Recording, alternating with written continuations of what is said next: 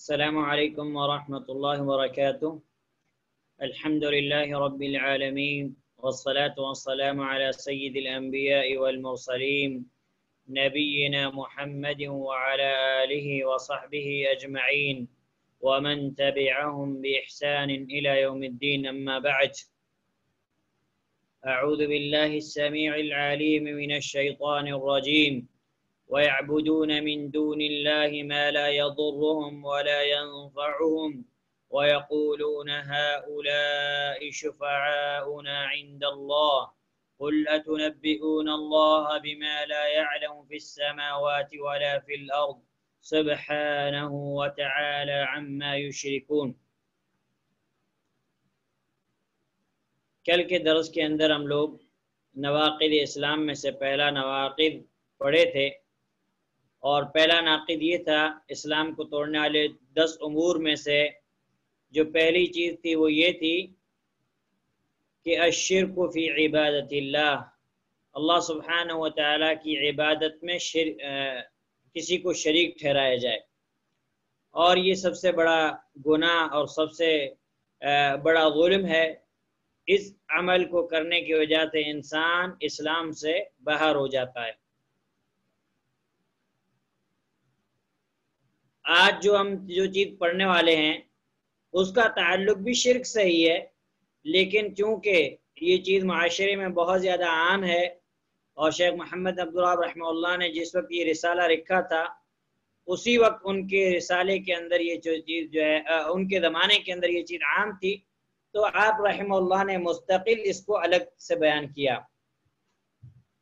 آپ رحمہ اللہ فرماتے ہیں الثانی، یعنی نمبر 2 نواقض اسلام میں سے دوسرا نواقض جس کے کرنے سے انسان کا اسلام باطل ہو جاتا ہے، انسان اسلام سے باہر ہو جاتا ہے، وہ کیا ہے؟ آپ فرماتے ہیں من جعل بینہ وبین اللہ وسائط یدعوہم ویسألوہم الشفاعہ ویتوکل علیہم کفر اجماعا۔ آپ رحمہ اللہ فرماتے ہیں من جعل، جس نے بنایا، بینہ اپنے درمیان، وبین اللہ اور اللہ کے درمیان، وسائط وسیلہ، یدعوہم واسطہ یا وسیلہ، یدعوہم اور وہ ان کو پکارتا ہے، ویسألہم الشفاعہ اور ان سے شفاعت بھی طلب کرتا ہے، ویتوکل علیہم اور ان پر بھروسہ بھی کرتا ہے، کفر اجماعا متفقہ طور پر ایسا انسان کافر ہے۔ یہ میں نے لفظی ترجمہ کیا تاکہ آپ لوگوں کو جو ہے لفظ لفظ سمجھ میں آ جائے۔ اگر ہم سلیس ترجمہ کریں گے تو یہ ہوگا کہ اپنے اور اللہ کے درمیان غیر اللہ کو واسطہ بنا کر پکارنا، یعنی اپنے بینہ و بین اللہ، اپنے درمیان اور اللہ کے درمیان غیر اللہ کو، کسی غیر کو واسطہ بنا کر پکارنا اور ان سے شفاعت طلب کرنا، ان پر بھروسہ اور توکل کرنا۔ پھر آپ نے آخر میں فرمایا کفر اجماعا، ایسا انسان متفقہ طور پر کافر ہے۔ کیوں کافر ہے؟ اس لیے کہ اس نے شرک کا ارتکاب کیا، اور جب ان شرک کسی عبادت کے اندر داخل ہو جائے تو وہ عبادت بھی باطل ہو جاتی ہے، اور ساتھ ہی ساتھ انسان کے سارے اعمال باطل ہو جاتے ہیں، جس کی دلیل سورۃ الانعام کے اندر موجود ہے۔ اللہ سبحانہ وتعالیٰ نے 18 نبیوں کا تذکرہ کیا، 18 انبیاء کا تذکرہ کرنے کے بعد فرمایا وَلَوْ أَشْرَكُوا لَحَبِطَ عَنْهُمْ مَا كَانُوا يَعْمَلُونَ، اگر ان سے شرک ہو جاتا لَحَبِطَ عَنْهُمْ مَا كَانُوا يَعْمَلُونَ، تو انہوں نے جو بھی عمل کیا ان کے سارے اعمال کیا کر دیے جاتے؟ برباد کر دیے جاتے۔ سورۃ الزمر کے اندر اللہ سبحانہ وتعالیٰ نے فرمایا لَإِنْ أَشْرَكْتَ لَيَحْبَطَنَّ عَمَلُكَ وَلَتَكُونَنَّ مِنَ الْخَاسِرِينَ، کہ اگر آپ سے شرک ہو جائے، حالانکہ انبیاء علیہ السلام سے اس چیز کا ہونا ناممکن ہے، لیکن بالفرض تسلیم کر لیں کہ انبیاء علیہ السلام اتنے اونچے مقام اور مرتبے پر فائز ہونے کے باوجود بھی یہ اصل میں دوسرے عوام کو سمجھانے کے لیے ہے. تو اللہ سبحانہ تعالیٰ نے ہمارے نبی صلی اللہ علیہ وسلم کو خطاب کیا کہ لئن اشرکت، اگر آپ سے بھی شرک ہو جائے، لَيَحْبَطَنَّ عَمَلُكَ، تو ہم آپ کے اعمال کو کیا کر دیں گے؟ برباد کر دیں گے. وَلَتَكُونَنَّ مِنَ الْخَاسِرِينَ، اور آپ نقصان اٹھانے والوں میں سے ہو جائیں گے. تو شیخ رحمہ اللہ نے یہ جو دوسرا نواقض بیان کیا ہے، اس نواقض کا خلاصہ یہ ہے کہ اپنے اور اللہ کے درمیان غیر اللہ کو واسطہ بنا کر پکارنا، جیسا کہ آج سب لوگ کر رہے ہیں. مسلمانوں میں سے تقریباً 90 یا 80% لوگ ایسے ہیں جو اس چیز کا ارتکاب کر رہے ہیں. اللہ کے درمیان غیر اللہ کو جو ہے اللہ سبحانہ و تعالیٰ کے درمیان غیر اللہ کو واسطہ بنا کر پکار رہے ہیں، اور مسلمانوں کو اس تعلق سے کوئی شعور اور کوئی احساس نہیں ہے. تو یہ بہت خطرناک چیز ہے، یہ بہت خطرناک چیز ہے. اسی لیے شیخ رحمہ اللہ نے یہ چیزیں بیان کی ہیں.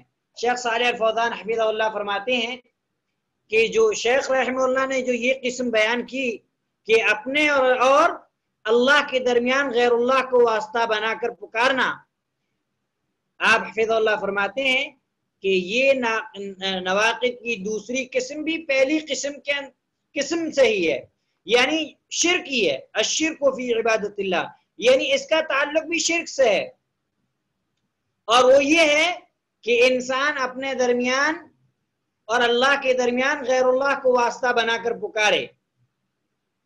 لیکن شیخ صالح الفوزان حفظہ اللہ فرماتے ہیں لیکن شیخ رحمہ اللہ یعنی شیخ محمد بن عبد الوہاب رحمہ اللہ نے اس نواقض کو الگ سے مستقل طور پر ذکر کیا. کیوں بیان کیا؟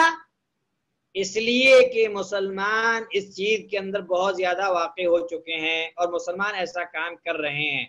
اور شیخ محمد بن عبد الوہاب رحمہ اللہ کے زمانے میں لوگ یہ چیزیں کر رہے تھے، یعنی اپنے اور اللہ کے درمیان غیر اللہ کو واسطہ بنا کر پکار رہے تھے. اس لیے شیخ رحمہ اللہ نے مستقل طور پر یعنی الگ طور پر اس جو ہے نواقض کا ذکر کیا. پھر آپ حفظ اللہ شیخ صالح الفوزان حفظ اللہ فرماتے ہیں لِأَنَّ هَذَا يَقَوْ مِمَّنْ يَدَّعُونَ الْإِسْلَامِ، اس لیے کہ یہ چیز ان لوگوں سے واقع ہوتی ہے جو اسلام کا دعویٰ کرتے ہیں، جو اپنے آپ کو مسلمان کہتے ہیں. وَهَذَا كَثِيرٌ عِنْدَ الْقُبُورِيِّينَ، اور یہ چیز قبر پرستوں کے یہاں بہت زیادہ ہے. قبر پرست جو لوگ ہیں وہ اس چیز کو بہت زیادہ کرتے ہیں کہ اپنے اور اللہ کے درمیان غیر اللہ کو واسطہ بنا کر پکارتے ہیں.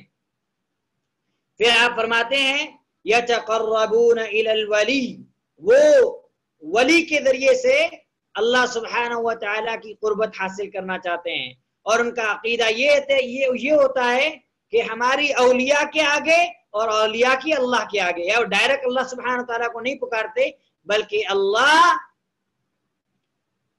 کے درمیان غیر اللہ کو واسطہ بناتے ہیں. پھر اللہ سبحانہ و تعالیٰ کو جو کہ یہ چیز جو ہے شرک ہے، یہ چیز کیا ہے؟ شرک ہے.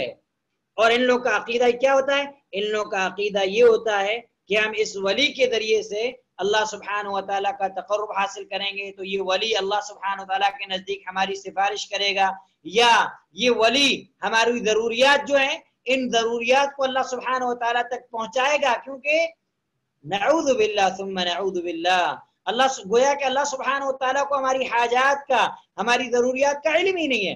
اللہ سبحانہ و تعالیٰ نعوذ باللہ گویا کہ کچھ جانتا ہی نہیں، جبکہ انہ علیم بذات الصدور، اللہ سبحانہ و تعالیٰ تو سینوں کے بیدوں کو بھی جاننے والا ہے، اور انہ علیم خبیر، وہ ہر چیز کا علم رکھنے والا بھی ہے اور خبر رکھنے والا بھی ہے.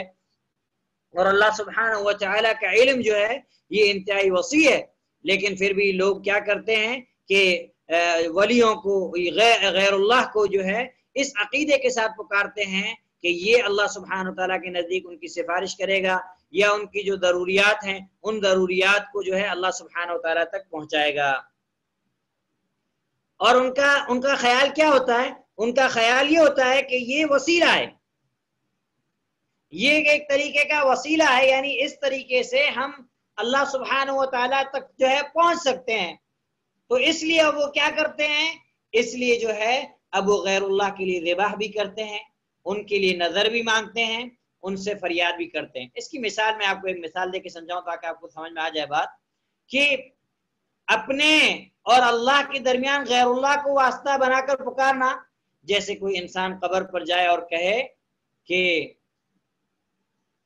اے فلاں مجھے اولاد دے دے، اور اللہ سبحانہ و تعالیٰ تو یہ بات کہے کہ یہ مجھے اللہ سبحانہ و تعالیٰ مجھے اولاد دے دے، تو یہاں وہ اللہ سبحانہ و تعالیٰ کے درمیان اور اپنے درمیان غیر اللہ کو واسطہ بنا رہا، جبکہ اللہ سبحانہ و تعالیٰ نے اس چیز کا حکم ہی نہیں دیا. ہم کل پڑھے تھے اللہ سبحانہ و تعالیٰ نے کیا کہا، وَإِذَا سَأَلَكَ عِبَادِي عَنِّي فَإِنِّي قَرِيبٌ، اور جب میرے بندے میرے تعلق سے سوال کریں تو انہیں کہیں کہ میں قریب بھی ہوں اور مجیب بھی ہوں. یعنی اس کو کیا کرتا، سننے والا بھی، جو تم مجھے پکارو گے تمہاری پکار کو سنوں گا بھی اور جواب بھی دوں گا، قبول بھی کروں گا. اور شیخ صالح فوزان حفظ اللہ فرماتے ہیں کہ یہ لوگ کہتے ہیں کہ یہ چیز شرک نہیں ہے بلکہ یہ ایک طریقے کا واسطہ اور وسیلہ ہے، اور اس طریقے سے وہ اللہ سبحانہ و تعالیٰ تک پہنچتے ہیں، اور یہ نیک آدمی ہے، اس نیک آدمی کا اللہ سبحانہ و تعالیٰ کے نزدیک مقام و مرتبہ ہے. تو میں اس نیک آدمی کے ذریعے سے اللہ سبحانہ و تعالیٰ کے قریب ہونا چاہتا ہوں، اور میں نیک آدمی کے پاس اس لیے آیا ہوں تاکہ میں اللہ سبحانہ و تعالیٰ کے جو ہے قریب ہو جاؤں. یہ ان کی دلیل ہے. اللہ اکبر. اور یہی دلیل آپ حفظ اللہ فرماتے ہیں وہی حجت المشرکین الاولین، اور یہی لوگ مکہ کی یہی دلیل مشرکین مکہ کی تھی. سورہ زمر آیت نمبر 3 کے اندر اللہ سبحانہ تعالیٰ نے کیا فرمایا، اللہ سبحانہ تعالیٰ نے فرمایا والذین اتخذوا من دونه اولیاء ما نعبدهم الا ليقربونا الى الله زلفا، اور جن لوگوں نے اللہ کے سوا اولیاء بنا رکھے ہیں اور وہ یہ کہتے ہیں کہ ہم ان کی عبادت صرف اس لیے کرتے ہیں، کن کی، ان اولیاء کی، ان بزرگوں کی، ان کی عبادت اس لیے کرتے ہیں کہ اللہ کے نزدیکی کے مرتبے تک ہماری رسائی کرا دیں، یعنی یہ ہمیں اللہ سبحانہ و تعالیٰ کے قریب پہنچا دیں. یہی دلیل مشرکین مکہ کی تھی اور یہی دلیل آج کلمہ کو مسلمانوں کی دلیل ہے. وہ جو مشرکین مکہ جو چیز کہتے تھے کہ ہم ان بتوں کی عبادت اس لیے کرتے ہیں تاکہ یہ ہمیں اللہ سبحانہ و تعالیٰ کے قریب کر دیں، یہی دلیل آج کے مسلمان دیتے ہیں کہ ہم قبر والوں کو، فلاں ولی کو، جو ہے شیخ عبد القادر جیلانی کو، فلاں کو ہم جو ہے اس لیے پکارتے ہیں تاکہ یہ اللہ سبحانہ و تعالیٰ کے جو ہے ہمیں قریب کر دے، یہ نیک آدمی ہے، اس کا اللہ سبحانہ و تعالیٰ کے مقام منزلت ہے. یہ عقیدہ کیا ہے؟ یہ عقیدہ باطل ہے، اور یہی عقیدہ مشرکین مکہ کا تھا. اگر جو ہے ہم اسی عقیدے کے ذریعے سے جنت حاصل کر لیں، اسی عقیدے کو لے کر اگر ہم جو ہے موحد بن جائیں، ہم مسلمان بن جائیں، تو پھر مشرکین مکہ کا کیا قصور ہے؟ وہ یہی عقیدہ سیم تو ان کا بھی تھا، پھر بھی اللہ کے نبی صلی اللہ علیہ وسلم نے ان سے جنگ کیوں کی، ان سے قتال کیوں کیا؟ سوچنے اور سمجھنے کی بات ہے. پھر شیخ صالح الفوزان حفظ اللہ فرماتے ہیں یقولون ما جعلناهم شرکاء للہ ولكن جعلناهم وسائط يقربوننا، اور وہ لوگ کیا کہتے ہیں جب اگر کوئی انسان ان سے کہے کہ تم لوگ تو یہ شرک کر رہے ہو، تو وہ کیا جواب دیتے ہیں؟ شیخ حافظ اللہ فرماتے ہیں وہ کہتے کہ ما جعلناهم شرکاء للہ، ہم نے ان کو اللہ سبحانہ و تعالیٰ کا شریک نہیں بنایا ہے، ہم جو ہے ان کی اللہ سبحانہ و تعالیٰ کی عبادت میں ان کو شریک نہیں کر رہے، ہم شرک نہیں کر رہے. وَلَكِنْ جَعَلْنَاهُمْ وَسَائِطَ يُقَرِّبُونَنَا، لیکن ہم نے ایک وسیلہ اختیار کیا، ایک واسطہ اختیار کیا ہے تاکہ یہ ہمیں اللہ سبحانہ و تعالیٰ کے قریب کر دیں. یہ کن کی ہے؟ یہ بات کن کی ہے؟ یہ بات ان کی ہے جو یہ شرک کرتے ہیں. وہ کہتے ہیں کہ ہم ان کے اللہ سبحانہ و تعالیٰ کے جو ہے ان کو اللہ سبحانہ و تعالیٰ کا ان کو شریک نہیں ٹھہرا رہے، اللہ سبحانہ و تعالیٰ کے ساتھ ان کو شریک نہیں ٹھہرا رہے، ہم جو ہے اللہ سبحانہ و تعالیٰ کی عبادت میں غیر اللہ کو شریک نہیں کرے، بلکہ ہم تو ایک واسطہ اور وسیلہ اختیار کر رہے ہیں تاکہ وہ ہمیں اللہ سبحانہ و تعالیٰ کے قریب کر دیں. لیکن اللہ سبحانہ و تعالیٰ نے اس چیز کو شرک کہا. یہ لوگ تو اس چیز کو شرک نہیں کہتے، لیکن اللہ سبحانہ و تعالیٰ نے اس چیز کو شرک کہا. سورہ یونس آیت نمبر 18، سورہ یونس آیت نمبر 18 کے اندر اللہ سبحانہ وتعالی فرماتا ہے وَيَعْبُدُونَ مِن دُونِ اللَّهِ مَا لَا يَضُرُّهُمْ وَلَا يَنفَعُهُمْ وَيَقُولُونَ هَؤُلَاءِ شُفَعَاؤُنَا عِندَ اللَّهِ قُلْ أَتُنَبِّئُونَ اللَّهَ بِمَا لَا يَعْلَمُ فِي السَّمَاوَاتِ وَلَا فِي الْأَرْضِ سُبْحَانَهُ وَتَعَالَى عَمَّا يُشْرِكُونَ۔ اللہ اکبر، یہ ایک عظیم آیت ہے۔ اللہ سبحانہ وتعالیٰ نے اس باطل عقیدے کا رد کیا، اور جس باطل عقیدے کے تعلق سے ان کا یہ گمان ہے کہ یہ واسطہ اور وسیلہ ہے، اللہ سبحانہ وتعالیٰ نے اس کو شرک کیا۔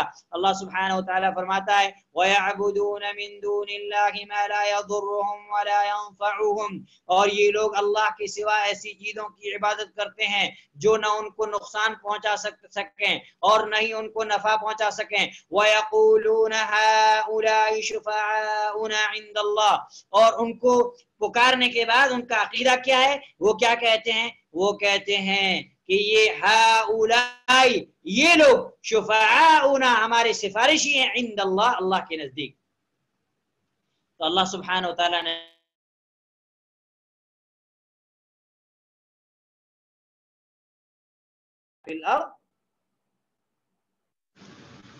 اللہ سبحانہ وتعالیٰ نے تنبیہ کی، اور اللہ سبحانہ وتعالیٰ نے فرمایا قل اتنبئون اللہ بما لا يعلم في السماوات ولا في الارض سبحانہ وتعالی عما یشرکون۔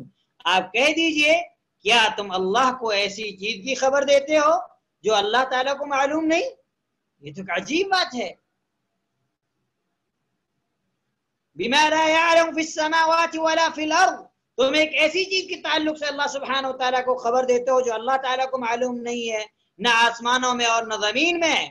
سبحانہ وتعالی عما یشرکون، اللہ سبحانہ وتعالی پاک ہے، برتر ہے، اعلی ہے ان لوگوں کے شرک سے۔ اللہ سبحانہ وتعالی نے اس چیز کو کیا کہا؟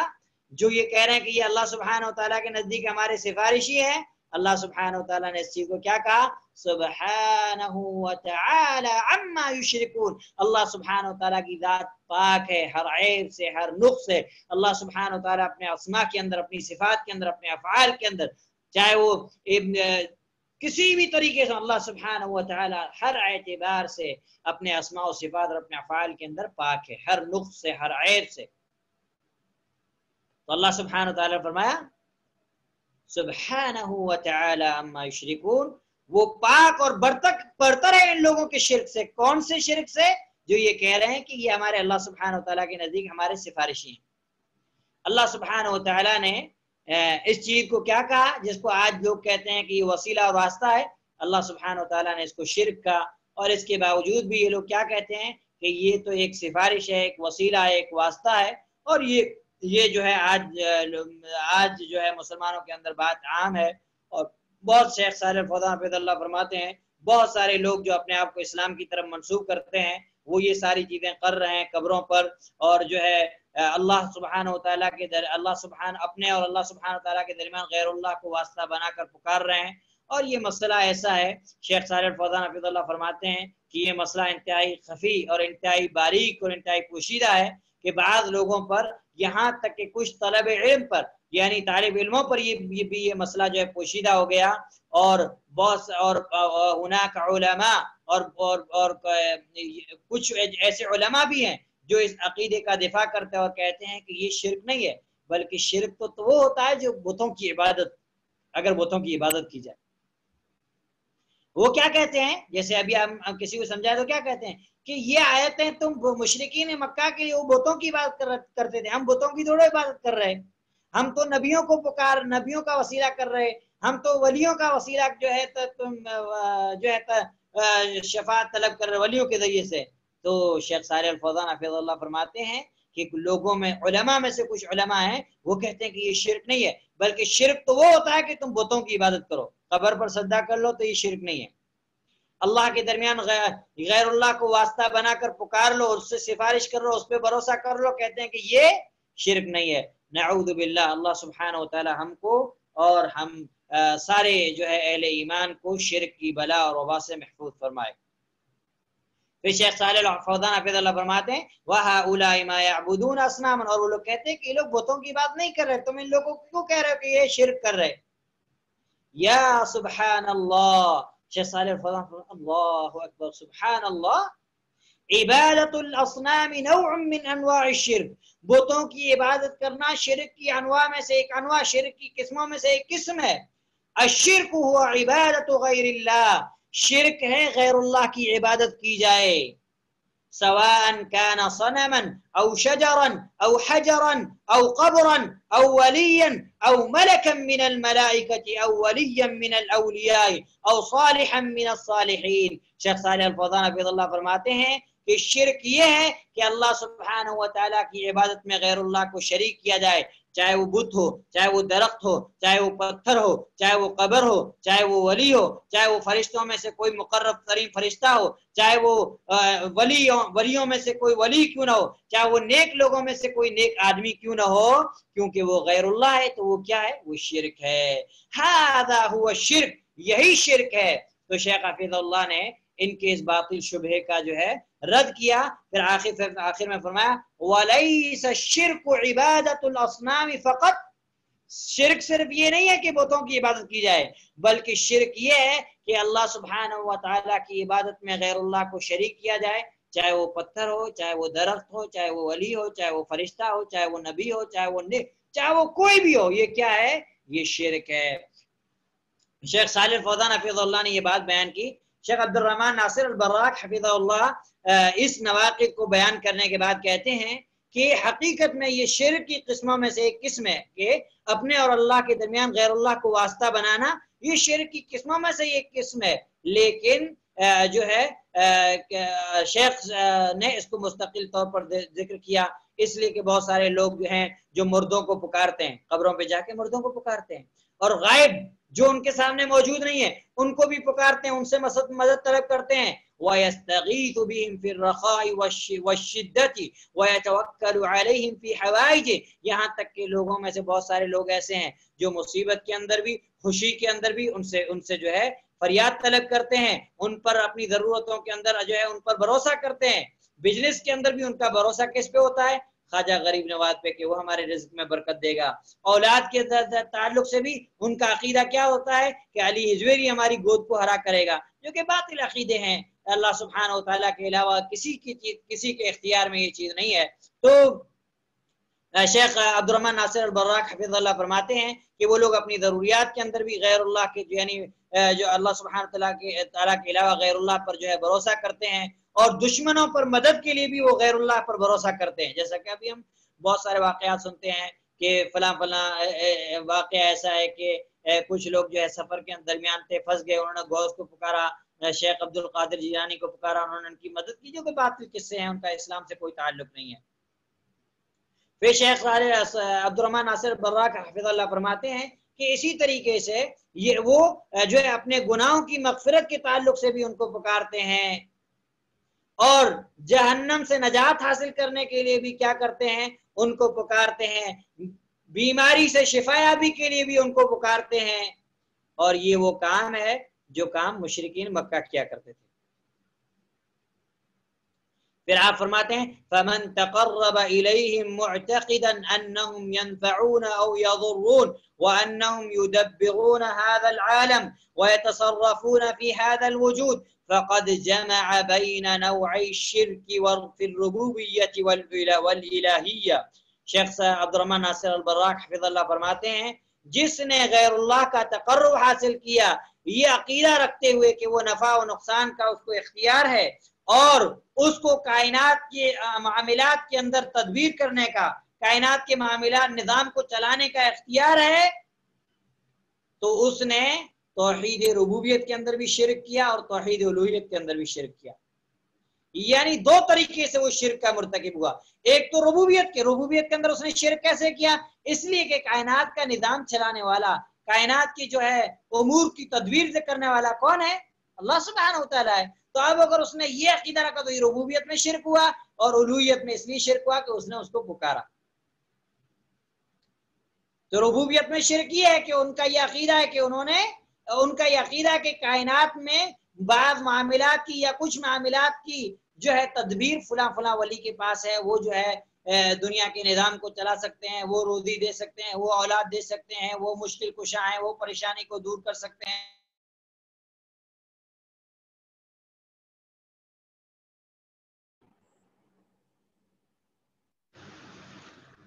اور وہ دشمنوں سے نجات دلا سکتے ہیں اور وہ گناہوں کو معاف کر سکتے ہیں، وہ جہنم سے نجات دے سکتے ہیں، جو کہ جو ہے باطل ہے اور شرک ہے۔ اور پھر اسی بنا پر وہ کیا کرتے ہیں، وہ جو ہے غیر اللہ کی عبادت کرتے ہیں، پھر ان کے لیے ذبح کرتے ہیں، ان کے لیے نماز پڑھتے ہیں، ان کا تقرب حاصل کرنے کے لیے جو بھی چیز ممکن ہو سکتی ہے وہ لوگ کیا کرتے ہیں، انجام دیتے ہیں۔ پھر شیخ عبد الرحمن ناصر البراق حفظ اللہ فرماتے ہیں کہ جو دوسرا ناقد جو شیخ الاسلام امام محمد بن عبد الوہاب رحمہ اللہ نے جو بیان کیا کہ اپنے اور اللہ کے درمیان غیر اللہ کو واسطہ بنا کر پکارنا، یہ وہ ناقد ہے جس پر پہلے زمانے کے مشرکین موجود تھے۔ پہلے زمانے کے مشرکین مراد مشرکین مکہ کا بھی سیم یہی عقیدہ تھا، جیسے سورہ زمر کی آیت میں ابھی ہم کچھ پڑھے۔ اور پھر آپ فرماتے کہ وَلَا شَكَّ أَنَّ هَذَا النَّوْعُ، اور اس بات میں کوئی شک نہیں کہ یہ بھی قسم کس میں سے، خطرناک شرک میں سے ہے۔ اور یہ اس قسم کا جو ہے مشرکین مکہ جو ہے عقیدہ رکھتے تھے، ان کا بھی یہ عقیدہ تھا کہ وہ نفع و نقصان کا اختیار رکھتے ہیں۔ تو ان لوگوں نے کیا کیا، ان لوگوں نے دو شرکوں کو جمع کر دیا ایک ساتھ۔ ایک تو یہ کہ اللہ سبحانہ و تعالی نے بندے کے درمیان اور اپنے درمیان کوئی واسطہ اور وسیلہ نہیں رکھا، لیکن ان لوگوں نے کیا کیا، ان لوگوں نے اپنے درمیان اور اللہ کے درمیان واسطہ مقرر کر لیا۔ بلکہ اللہ سبحانہ و تعالیٰ نے تو یہ حکم دیا ہے کہ وہ عبادت کے اندر اسی اللہ سبحانہ و تعالیٰ اللہ وحدہ لا شریک کی طرف متوجہ ہوں، اس کو پکاریں، لیکن ان لوگوں نے اللہ کے درمیان اور اپنے درمیان غیر اللہ کو واسطہ بنا دیا، جو کہ باطل ہے۔ بلکہ اللہ سبحانہ و تعالیٰ نے اگر کوئی واسطہ رکھا ہے اپنے بندوں کے درمیان اور اپنے درمیان، تو وہ واسطہ کون ہے، وہ واسطہ رسول ہے۔ اللہ سبحانہ و تعالیٰ کا احکام بندوں تک پہنچانے والے، لیکن رسولوں کی دعوت بھی کیا تھی، توحید کی دعوت تھی۔ وَلَقَدْ بَعَثْنَا فِي كُلِّ أُمَّةٍ رَسُولًا أَنِ اعْبُدُوا اللَّهَ وَاجْتَنِبُوا الطَّاغُوتَ، جتنے رسول آئے سب کی یہ تھی کہ صرف ایک اللہ کی عبادت کرو، طاغوت سے بچ جاؤ، طاغوت سے بچ جاؤ۔ تو رسول جو ہیں یہ بندوں کے درمیان اور اللہ کے درمیان واسطہ ہیں، اللہ کا پیغام بندوں تک پہنچانے کا ذریعہ ہے، اور یہ واسطہ ہے شریعت کی تبلیغ کے ذریعے، اور بندے کے لیے اللہ سبحانہ و تعالیٰ کی معرفت حاصل کرنا، یہ اللہ کے دین کی معرفت حاصل کرنا، یہ بندے کے لیے ممکن نہیں ہے مگر رسولوں کے طریق سے۔ جب تک رسولوں کے طریقے کو جو ہے رسول کے طریقے کو انسان نہیں اپنائے گا، تب تک وہ اپنے رب کی معرفت حاصل نہیں کر سکتا، اپنے دین کی جو ہے معرفت حاصل نہیں کر سکتا۔ تو رسول جو ہیں یہ بندے اور اللہ کے درمیان واسطہ ہیں کہ وہ بندوں تک اللہ سبحانہ و تعالیٰ کی وحی پہنچاتے ہیں۔ لیکن جو دوسرا واسطہ لوگوں نے بنا کے رکھا ہے، یہ سب کیا ہے، یہ باطل ہے۔ اور جو آج کا جو نواقض ہم پڑھے ہیں دوسرا، اس کا خلاصہ یہ ہے کہ من جعل بینہ وبین اللہ وسائط یدعوهم ویسألهم الشفاعة ویتوکل علیہم کفر اجماعا، کہ جس نے اپنے اور اللہ کے درمیان غیر اللہ کو واسطہ بنا کر پکارا، ان سے سفارش طلب کی، ان پر بھروسہ کیا، وہ متفقہ طور، ایسا انسان متفقہ طور پر کیا ہے، کافر ہے، جیسا کہ شرح کے اندر ہم یہ بات پڑھے۔ اب کل جو میں آپ لوگ کو ہوم ورک دیا تھا وسیلہ، آپ لوگوں میں سے چند لوگوں نے کیا، سب کو کرنا چاہیے وہ ہوم ورک، وہ اگر آپ کرتے تو آپ کو یہ درس اچھے سے سمجھ میں آتا، کیونکہ وسائط اور وسیلہ ایک ہی چیز ہے، واسطہ، ذریعہ۔ اور وسیلے کے تعلق سے امت کے اندر بہت گمراہی پھیلی ہوئی ہے۔ وسیلے کی 3 جائز قسمیں ہیں۔ نمبر 1، اللہ سبحانہ و تعالیٰ کے اسماء و صفات کے ذریعے سے واسطہ طلب کر، اللہ سبحانہ و تعالیٰ کے اسماء و صفات کے ذریعے سے وسیلہ طلب کرنا، جیسے اللہ سبحانہ و تعالیٰ فرمایا وَلِلَّهِ الْأَسْمَاءُ الْحُسْنَى فَادْعُوهُ بِهَا، اور اللہ کے لیے بہترین اور پاکیزہ نام ہے، ان ناموں کے ذریعے سے اللہ سبحانہ و تعالیٰ کو پکارو۔ نمبر 2، اپنے نیک اعمال کا وسیلہ، اس تعلق سے وہ جو 3 غار والے لوگ ہیں ان کا قصہ مشہور ہے کہ وہ چٹان کے اندر پھنس گئے تھے، پھر انہوں نے اپنے نیک اعمال کا وسیلہ دیا تو اللہ سبحانہ و تعالیٰ نے انہیں اس مصیبت سے نجات دی۔ نمبر 3، کسی نیک زندہ انسان سے دعا کی درخواست کرنا، اور اس کی دلیل اللہ کے نبی صلی اللہ علیہ وسلم کے پاس صحابہ اکرام آتے تھے، دعا کرواتے تھے، اور بعد میں صحابہ اکرام رضوان اللہ علیہم اجمعین کے پاس بھی دوسرے لوگ آتے تھے اور دعا کرواتے تھے. اور اس کی ایک دلیل جو ہے سورۃ الحشر کی آیت بھی ہے جس سے علماء کرام نے استدلال کیا کہ والذین جاءوا من بعدهم یقولون ربنا اغفر لنا ولاخواننا الذین سبقونا بالایمان ولا تجعل في قلوبنا غلا للذین آمنوا ربنا انك رؤوف رحیم. کہ وہ لوگ جو ان کے بعد آئے وہ کیا کہتے ہیں؟ وہ کہتے ہیں اے ہمارے رب ہمارے بھائیوں کی مغفرت فرما، ہمارے ان بھائیوں کی مغفرت فرما جن بھائیوں نے ایمان سے ہم سے سبقت حاصل کی، اور ان کے تعلق سے ہمارے دلوں میں کوئی بھی کینہ بغض حسد نہ رکھ. تو نیک انسان، نیک زندہ انسان سے دعا کی درخواست کرنا ہی جائز ہے. اس کے علاوہ وسیلے کی جتنی قسمیں ہیں وہ ممنوع ہیں، یعنی ناجائز قسمیں ہیں. اب وسیلے کی بھی علماء نے جو ہے دو قسمیں بیان کی ہیں. ایک جو ہے وسیلہ انسان کو شرک تک پہنچا دیتا ہے، دوسرا بدعت تک پہنچاتا ہے. دونوں محرم ہیں، دونوں حرام ہیں. لیکن جس وسیلے کے ذریعے سے انسان شرک اکبر کا مرتکب ہو گیا، یعنی بڑا شرک اس سے ہو گیا، تو پھر اس کا معاملہ جو ہے خطرناک ہے. اگر وہ بغیر توبہ کے اس دنیا سے مر گیا تو ہمیشہ ہمیشہ کے لیے جہنمی ہے. یہ آج کے درس کا خلاصہ تھا. اللہ سبحانہ و تعالیٰ سے دعا ہے کہ اللہ سبحانہ و تعالیٰ مجھے اور آپ کو اس کتاب کو صحیح طریقے سے پڑھنے اور سمجھنے کی توفیق نصیب فرمائے، اور پڑھنے اور سمجھنے کے بعد اللہ سبحانہ و تعالیٰ ہمیں عمل کی توفیق نصیب فرمائے، اور اللہ سبحانہ و تعالیٰ ہم مسلمانوں میں سے جو بیمار ہیں انہیں شفاء کاملہ اور عاجلہ نصیب فرمائے، انہیں صحت و عافیت کا لباس پہنائے، اور جو محتاج ہیں اللہ سبحانہ و تعالیٰ ان کی محتاجی کو دور فرمائے. جو قبروں کے اندر مدفون ہیں اللہ سبحانہ و تعالیٰ ان کی قبروں کو جنت کا باغیچہ بنائے، اور اللہ سبحانہ و تعالیٰ ان کی قبروں کو نور سے منور فرمائے. اور ہم جو لوگ درس کے اندر شریک ہیں ان کے تعلق سے میری خصوصی دعا ہے کہ اللہ سبحانہ و تعالیٰ آپ لوگوں پر اپنی خاص رحمتیں نازل فرمائے، اور اللہ سبحانہ و تعالیٰ آپ لوگوں کی اپنی اطاعت کی طرف رہنمائی فرمائے، اور اللہ سبحانہ و تعالیٰ آپ کے سارے گناہوں کو، چاہے وہ کبیرہ ہوں یا صغیرہ ہوں، اللہ سبحانہ و تعالیٰ آپ کی ساری خطاؤں اور لغزشوں کو معاف فرمائے، اور اللہ سبحانہ و تعالیٰ آپ لوگوں کو دین کے علم کا حریص اور لالچی بنائے، اور نفع بخش علم حاصل کرنے کی توفیق نصیب فرمائے. اور دین کا علم حاصل کرنے کے تعلق سے جو بھی اہم چیزیں ہیں، صبر وغیرہ جو بھی چیزیں اللہ سبحانہ و تعالیٰ وہ ساری چیزیں ہیں، ساری نعمتوں سے آپ لوگوں کو اللہ سبحانہ و تعالیٰ مالا مال فرمائے. اور اللہ سبحانہ و تعالیٰ سے ہم یہ دعا بھی کرتے ہیں کہ اے اللہ سبحانہ و تعالیٰ وہ ان علماء کا علم جن سے ہم فائدہ اٹھا رہے ہیں، اے اللہ سبحانہ و تعالیٰ ان علماء کو بھی تو جزائے خیر نصیب فرما.